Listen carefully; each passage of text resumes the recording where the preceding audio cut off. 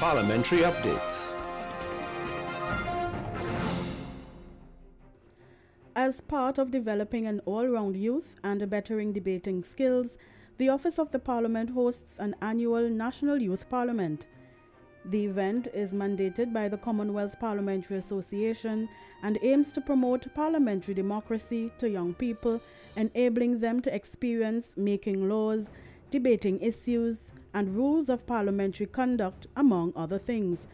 This year, the 15th National Youth Parliament was held on October 30th, 2017.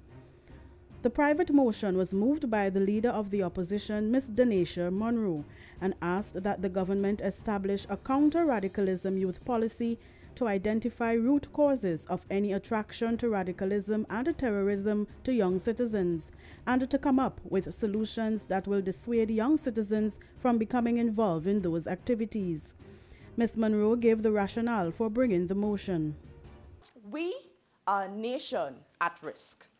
In Canada, America, the UK, and other parts of Europe, no longer is terrorism a threat from some disadvantaged country. Terrorism is homegrown. There has been an increase in citizens from stable Western democracies joining the ranks of terrorist organizations. The statistics for Trinidad and Tobago show similar trends. In an article written by David H. Gray from the Journal of Global Security Studies, Winter 2014, he states, radicalization of youth is becoming one of the most important threats of international terrorism in the world today. Socially isolated, disenchanted young men turn to extremism in their search for identity, acceptance, and purpose. This concern, Madam Speaker, demands a counter-youth radicalization policy. The first to respond to the motion was Minister of Sport and Youth Affairs, Mr. Josiah Herod. Mr. Herod, who also received a special mention from the judges, argued that programs that act as a mitigation for youth radicalism are already in operation. Madam Speaker, these programs also include a stipend and teach students how to be self-reliant, independent, and critical thinkers within society. Madam Speaker, this program also provides students with proper job training so they can fully equip themselves to become future entrepreneurs and model citizens within society. Madam Speaker, if I am correct, the reason the opposition would like to implement this counter-youth radicalism policy is because they said there are no programs to directly address this issue. When in fact, I would like to bring up that there is currently a program called the YTC Youth Mentorship Program. Madam Speaker, what this program does, Madam Speaker, is take youths who were once deemed as radicals within society, takes them, give them the proper training, and send them to communities, schools, sports clubs, and all over the country to deal with youths who may be deemed as radicals within society, Madam Speaker. These are youths who were once deemed as radicals. So what direct approach we need again to deal with this issue, Madam Speaker? The Minister of National Security also spoke on the motion. Mr. Garrett Dinu argued that Trinidad and Tobago and European countries do not equate when it comes to radicalism. Furthermore, let's talk about the youth today. The youth today are no less misinformed than the rest of the population. They are not out of the loop. So let's not look at other countries, because you made mention of terrorist activities in North America and Britain, but big cultural differences when it comes to society and how alienated an individual would feel in another country as compared to here. Trinidad is known for hospitality, so if you talk about alienation, I'm a bit lost on what you speak. Opposition member Ms. Ariana Joseph of Scarborough Secondary spoke on how youth radicalism affects the tourism of a country, an area that Trinidad and Tobago depends on. Media reports, both locally and internationally, about young citizens leaving this country of Trinidad and Tobago to become involved in terrorist activities has caused a negative impact on this tourism industry. These reports have caused tourists to desist from visiting this twin island nation. The correlation between terrorism and tourism are undeniable, for tourist sites are the ideal locations for terrorists to cause both social and economic disruptions. So, Madam Speaker, do you see why a counter-radicalism youth policy must be implemented? Tourism is identified as an avenue through which the dependency on oil and gas is reduced.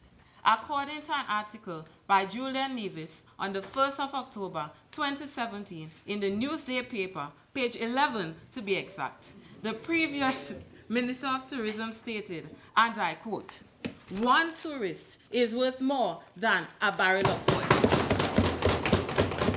I believe that this government is either confused or lacking the sense of sight because they previously stated that they have been implementing sufficient alternatives which are used to replace a counter-radicalism youth policy. But if these alternatives were sufficient, we wouldn't have been here in this chamber debating on this topic. Ms. Joseph was adjudged third best debater of the sitting. Other special mentions were Ms. Grace Clark, the MP for Dabadi O'Meara, and Mr. Ajay Allen of the University of Trinidad and Tobago. The Minister of Public Utilities outlined some of the steps her ministry is taking to protect citizens from radicalism. The Ministry of Public Utilities resonates highly in the excellent delivery of public utilities. Nevertheless, God forbid, if there so be the day that there be a breach in our national security, one of the main ways to infiltrate and cripple our economy is through our telecommunication services, our electrical services, and the delivery of water. As such, this ministry looks at this issue under a fine microscope and proposes to look at the concepts of radicalism and terrorism and propose amendments to the 2030 vision plan for this country and the national youth policy. While MP Allen was in a fiery mood and questioned the use of the term radical. It has been a long day, and I almost fell asleep in my seat because all I'm hearing is radicalism, radicalism, radicalism. Several definitions. But however, the issue is not radicalism, but radicalism as it pertains to terrorism and terror. So let me ask this Honorable House through you, Madam Speaker. Who or what is a radical? Is the politician who risks his lives and limb to cross the seas between these two beautiful islands for a pertinent issue considered a radical? Madam Speaker, is the outspoken student who has excellent leadership qualities and has a tendency to lead a class considered a radical? Madam Speaker, is the single parent mother who sells 3 vests for $20 on Charlotte Street illegally considered a radical? Madam Speaker, even in our local history, we can consider persons like Uriah Bus Butler, Dr. Eric Williams, the late Patrick Manning, and A.N.R. Robinson as radicals. And I believe we all should become radicalized for the betterment of Trinidad and Tobago. In second place in the category of Best Debater was Ms. Renal Cook of Bishop's High School, Tobago. Ms. Cook explained that her government is very focused on the improvement of the country's young people. Madam Speaker, the opposition would like this House to believe that this government has not put policies in place to eradicate radicalization in our nation. But need I remind the opposition that there is a Trinidad and Tobago National Youth Policy. And it's a revised policy 2012 to 2017. Madam Speaker, and this came out of the 2004 to 2007 National Youth Policy. And the vision of the youth policy is to develop empowered young people who are able to make informed choices so that they can lead meaningful, enjoyable lives and contribute to the sustainable development of Trinidad and Tobago. And might I add, Madam Speaker, that we are also a part of the CARICOM Development Action Plan and the Commonwealth Plan of Action for Youth Empowerment. And my esteemed colleagues would have gone into detail about the programs that their ministries offer, but allow me to touch on the Ministry of Works and Transport for a brief moment. Madam Speaker, there's a Civil Aviation Training Center, and it was established way back in 1963. And under the Civil Aviation Training Center, we are devoted to the development of the next generation of aviation professionals. Madam Speaker, I ask the opposition, is this not a government who is developing and empowering our youth?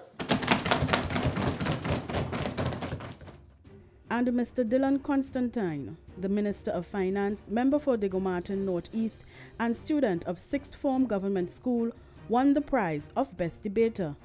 In his, at times, animated contribution, Mr. Constantine struck back at the opposition's arguments.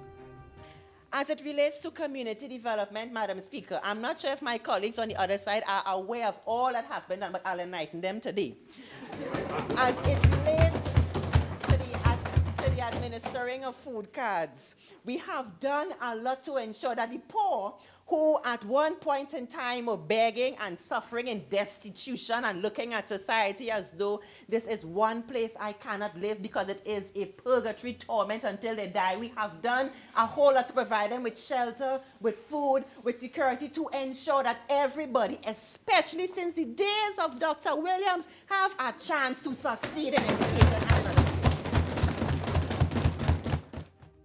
The finance minister also thought the timing of the motion was ill-conceived.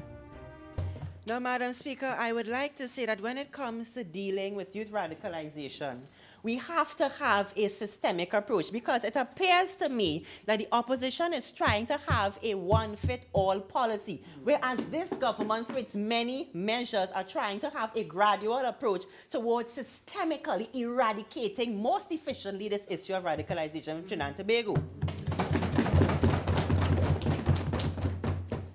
And in conclusion, Madam Speaker, I would like to say that I think the government and successive administrations have really done a lot to help the young people in this country understand who they are, especially as it relates to a Trinbagonian identity. And I would like to let the members of the opposition know that when it is people come saying that this issue of radicalization is like what the ancient Greeks would have said, these monstrous titans coming to ravage us, I would like to say that with our approach, Madam Speaker, they will never get to these shores. And I'd also like to say that when the members talk about the time is now to have this measure, given all the government has done and the economic situation of the country, as far as we are concerned, this ain't the time. Thank you very much. After the sitting was adjourned, the Parliament channel spoke with some of the participants. The adjudged Best Debater of the day, Mr. Dylan Constantine, the Minister of Finance, said the accolade confirmed some things for him. For me, the experience was one of learning and development, because I didn't expect to have a whole new perspective on what the Parliament does and the Youth Parliament, so I found it very intriguing during my tutorial sessions.